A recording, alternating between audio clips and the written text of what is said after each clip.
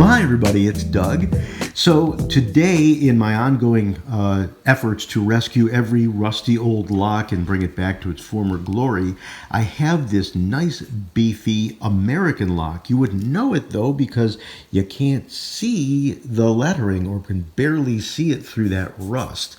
This was among those the $100 purchase that I made along with Chris Capune. He has a brother to this lock that's in a little cleaner condition, but this is an interesting lock. It is a double-sided wafer. If you look in there, the way you tell wafer locks is that when you look in looking for the pins, instead of seeing pins sticking down, you're going to see those little flat lines across.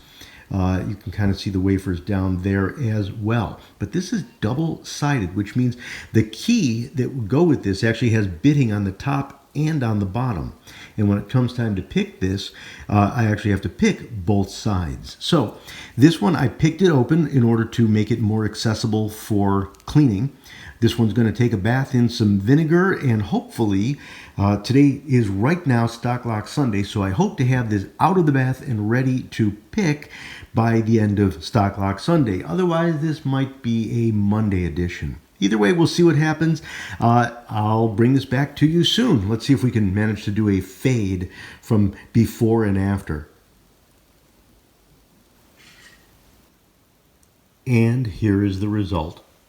So this started with a short bath, a couple of hours in the vinegar, after which I scrubbed everything down with some steel wool to get off the surface rust, and then I put it in overnight. And actually, while I do believe I left it in a little bit too long, it kind of gave up a finish a little bit. You could see it's a little pitted in there, but still came out nice and rust-free, well operational. And I got some cool video. I went down to check on things, and I could actually see, you can see here, the bubbles rising from the lock as the acid of the vinegar is actually eating away at the rust. So now that we have it back and in good operation, greased up very, very well, thanks to some Houdini lock lube, it is time for a pick. And this is a lesson for you in pick choice. So basically, this is my second shot on this video because I had done really well picking this with my nice beefy offset half diamond, I should say. This is a Sparrows in this case, nice and solid.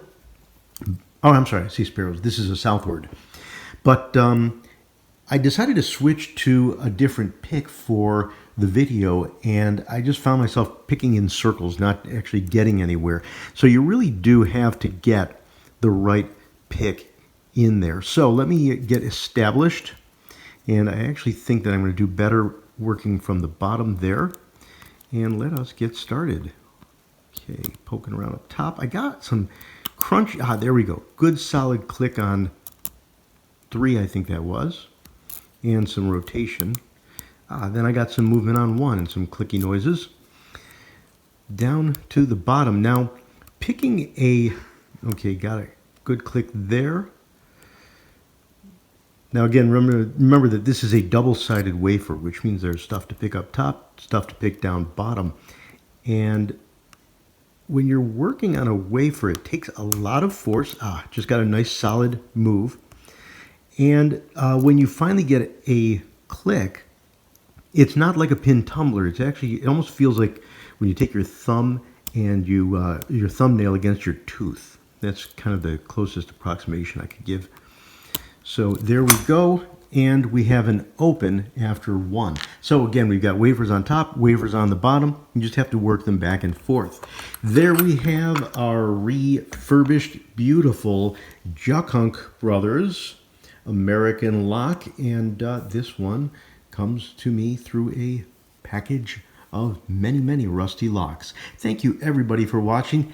I hope you enjoyed your view of this before and after, and if you do have any comments, please do drop them into the comment box below. Meantime, please like if it's appropriate and subscribe if you have not subscribed yet. Thank you everybody, take care and have a good one.